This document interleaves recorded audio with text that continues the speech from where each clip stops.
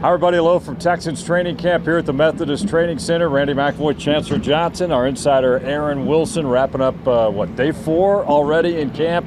They're off and running, an early start to camp because everybody knows the Hall of Fame game is coming up a week from Thursday. But, hey, it's fun to see the guys back on the field.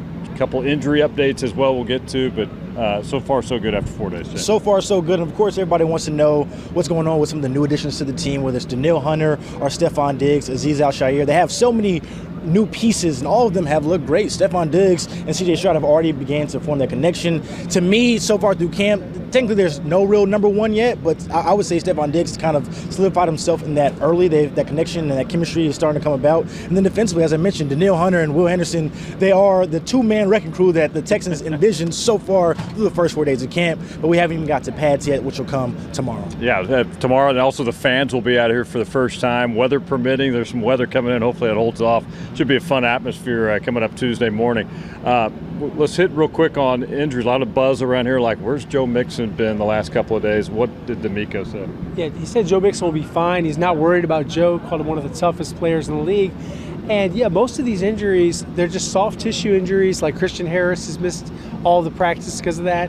And he emphasized all these guys will be fine. Everybody will be ready for the first game. Among the guys talking today was Stephon Diggs, and he was a great interview. Good insight to what he's already learning about this organization and getting on the same page with CJ. And he had a good quote as well about the battles he's having in camp on the other side with a guy like Stingley and Lassiter and some of these other guys. Yeah, absolutely. You know, one thing about Derek Stingley, if you kind of know him, he's a quiet guy. Of course, we know how talented he is, but he pretty much keeps to himself. Stephon Diggs made it a point saying, "Nah, I'm not going to let you get away with that." He's talking already. And that's what I love. And so he's bringing out some of that dog mentality that we've already kind of knew that Derek Stingley Jr. has. And so just, you know, the relationships that's being built offensively, but so is being built defensively as well. And then the relationships we've already seen with some of the other wideouts, Tank Dell, Nico Collins, John Mechie. Everybody has a handshake within that group, and so does Stephon Diggs. So it's been really fun to watch day in and day out.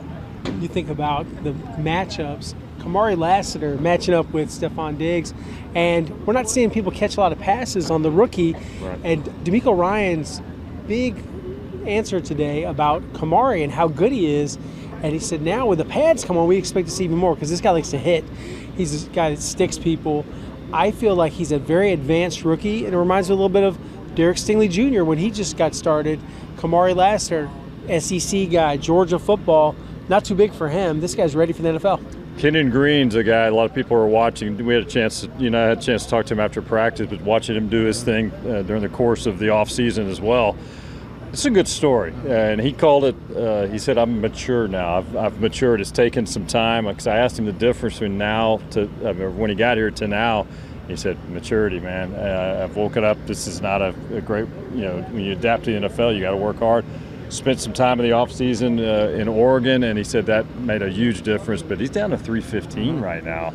And he says he's feeling good and he's moving around really well. Yeah, talking about that maturity, usually we talk about that as a person and the personality, but his body is mature. And that's really important because last year he came into camp out of shape and it didn't work out. Of course, he was shut down for the season. But I think talking about Kenyon Green is really important because most of the conversations around the Texans is some of the big names that they brought in. But offensively, on that offensive line, if they can stay healthy, think about last year, so many guys were in and out of the lineup. Titus Howard had to move from right tackle to left guard. They were banged up at center. Kenyon Green, their first-round pick, from a couple years ago, he didn't play. But if those guys can stay healthy, that can really maximize this offense as a whole, especially that running game, because then we get into that five-headed monster we talked about. That allows C.J. Stroud to operate with his weapons. So a healthy Kenyon Green and a healthy offensive line is very important for this offense moving forward. And this organization, credit to them, they still believe they've pushed Kenyon Green, but they believe in him that if he can mature, get his body in shape, that he could be a big-time playmaker. First-round pick, he needs to deliver. It better be a first-round pick. Yeah, Kenyon has worked extremely hard. He has lost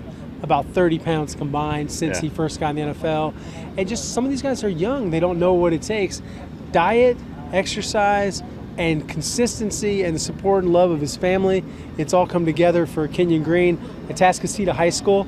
And another one of the long run of great football players from there, great offensive linemen from that high school. And it's just nice to see. He's a really nice kid. He had a rough couple of seasons, and I think this will be his year. All right, day 4 in the books here at Texans training camp. It's flying by. Day 5 tomorrow. Again, they'll be right here outside, weather permitting. The fans will show up for the first time. It's going to be packed out here tomorrow. We'll have that covered and another full day of practice. So that's the latest from here at the Methodist Training Center. For Chancellor Johnson, Aaron Wilson, Randy McIlvoy, so long for now.